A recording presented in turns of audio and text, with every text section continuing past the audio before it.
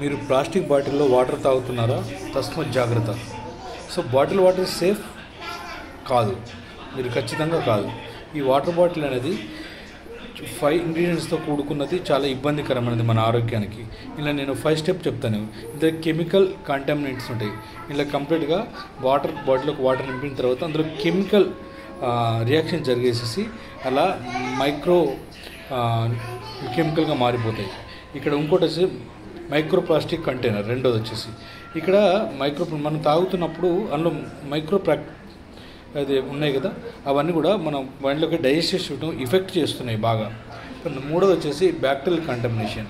అయితే water store అవుతుందో అందులో ప్లాస్టిక్ బాటిల్లో ఖచ్చితంగా కంటామినేషన్ అవుతుంది, బ్యాక్టీరియా కంటామినేషన్ అవుతుంది.